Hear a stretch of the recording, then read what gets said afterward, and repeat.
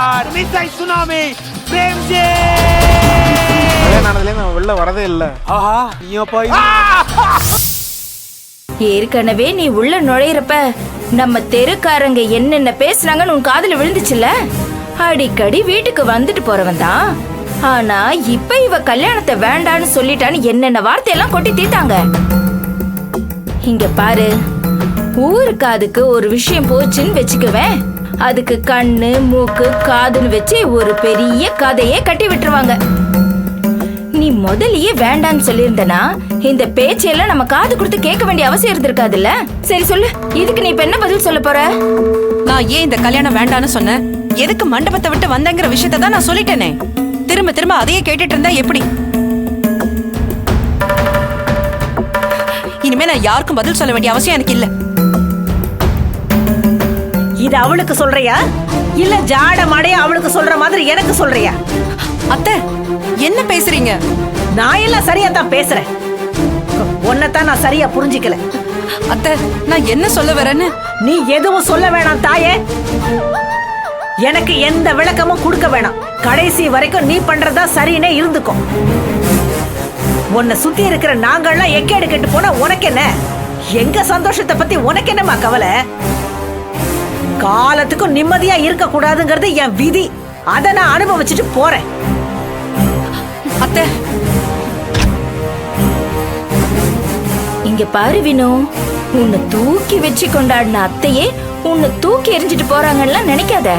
நீ கல்யாணம் வேண்டான்னு முடிவெடுத்ததெல்லாம் சரிதான்.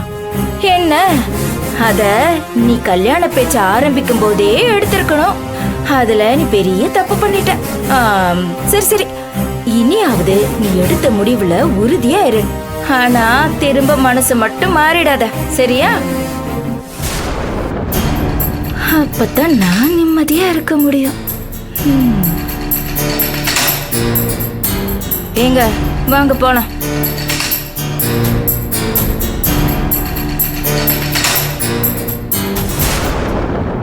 ரம்யா, பசங்க எங்க? அவங்கள பத்தின அக்கறை இருந்திருந்தா இப்படி தனியா விட்டுட்டு போயிருப்பீங்களா அண்ணி? பாவம் அண்ணி, அவங்க வீட்டுக்கு வந்ததுல இருந்து அழுது அழுது அந்த டயர்ட்லயே தூங்கிட்டாங்க அண்ணி. பார்க்கவே பாவமா இருக்கு அண்ணி. போங்க அண்ணி.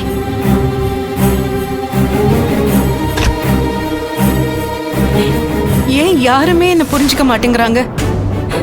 என் பசங்களாவது என்ன புரிஞ்சுப்பாங்களா?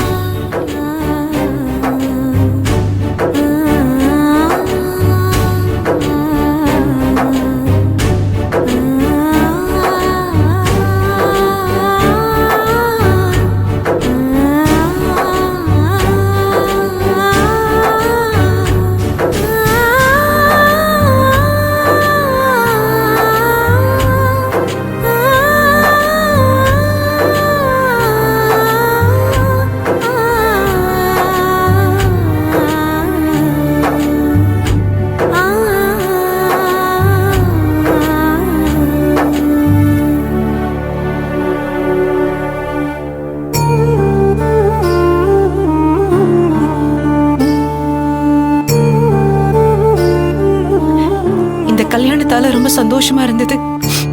நீங்க 3 பேரும் தான். உங்களுக்கு அப்பாங்கிற ஒரு உறவு கிடைக்க போகுதுன்னு ரொம்ப எதிர்பார்ப்போட இருந்திருக்கீங்க. ஆனா அம்மா உங்களை ஏமாத்திட்டேன்ல. பொதுவா பசங்க ஆசைப்பட்டு கேட்கறதே விளையாட்டு பொருள் தான். அதுவே கிடைக்கலனா எவ்வளவு அடம் பிடிச்சி அழுவாங்க. ஆனா அம்மா நீங்க கேட்ட பாசத்தையே வாங்கி தர முடியல. அது உங்களுக்கு எவ்வளவு கஷ்டமா இருக்கும்னு என்னால நல்லா புரிஞ்சுக்க முடியுது. ஆனா நீங்க என்ன எப்படி புரிஞ்சுப்பீங்கன்னு தான் இந்த அம்மாவுக்கு தெரியல.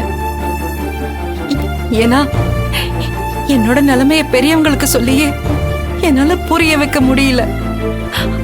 அவங்களும் என்ன புரிஞ்சுக்கல. இதுல உங்களுக்கு என்னன்னு சொல்லி நான் புரிய வைப்பேன்? நாம மட்டும் நமக்குள்ள சந்தோஷமா இருந்துட்டு நமக்குள்ள புதுசா உறவு வந்து அது கொடுத்துட்டு போன சந்தோஷத்தை நீங்க இழக்கிறப்போ கண்டிப்பா ஒரு வலி வரும். சுத்தி இருக்கிறவங்க சொல்றது கேட்க கூடாது, நம்ம மனசு என்ன சொல்லுதோ அதுதான் கேட்கணும்னு சொல்லுவாங்க. அப்படிதான் என் மனசு சொல்றதை தான் நான் கேட்டேன். ஆனாலும் எல்லாருமே அம்மாவை தப்பு சொல்றாங்க. எனக்கு மத்தவங்க என்ன நினைக்கிறாங்கங்கிறது முக்கியம் இல்ல. நீங்க இந்த அம்மாவை தப்பா நினைக்க கூடாது, அதுதான் எனக்கு முக்கியம். என்ன நீங்க புரிஞ்சுப்பீங்க தானே? புரிஞ்சுப்பீங்க தானே? இந்த அம்மா உங்களை ஏமாத்துனதுக்கு என்ன மன்னிச்சிருங்க, மன்னிச்சிருங்க. அம்மா, நம்மலாம் ஒன்னா இருக்க மாட்டோமாமா? ஆசு அப்பா என் அப்பா இல்லையாம்மா? நம்ம இனிமே ஒன்னா இருக்க மாட்டோமாமா? வாசப்பா என் அப்பா இல்லையாம்மா?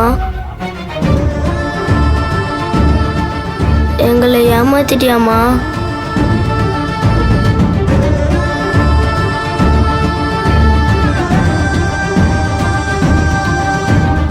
ஏமாத்திட்ட.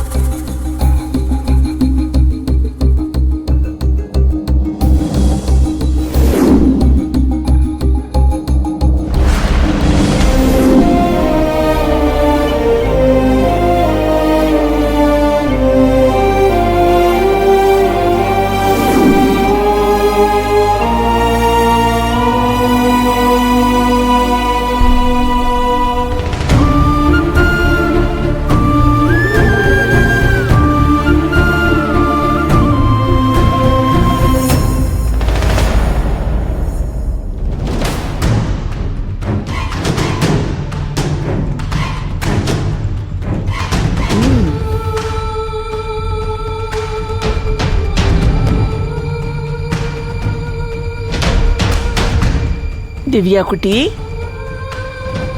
எதுவுமே சாப்பிடாம இப்படி உட்கார்ந்து இருந்தா உடம்பு எண்ணத்துக்குமா ஆகும்? இந்தாம்மா, இந்த பாலையாவது குடிமா. எனக்கு பாலும் வேணாம், ஒண்ணும் வேணாம். யாரும் டிஸ்டர்ப் பண்ணாதீங்க, போங்க. பாவம், இவ என்ன பண்ணுவா? அந்த வினோதினி அம்மா அம்மான்னு வாய் நிறைய கூப்பிட்டு மனசுக்குள்ள அவதான் அம்மான்னு நினைக்க ஆரம்பிச்சிட்டா. ஆனா அவ என்னடான்னா யார பத்தியும் கவலைப்படாம எல்லாரையும் மதிக்காம போயிட்டா. கொஞ்சமாவது இரக்கம் இருந்தா இந்த பிஞ்சு குழந்தைக்காகவாவது அந்த கல்யாணத்துக்கு சம்மதிச்சிருக்கலாம்ல. புள்ள எவ்வளவு ஆசைய மனசுல தேக்கி வச்சிருந்தா, கடைசியில இப்படி ஏமாத்திட்டாளே அந்த வினோதினி.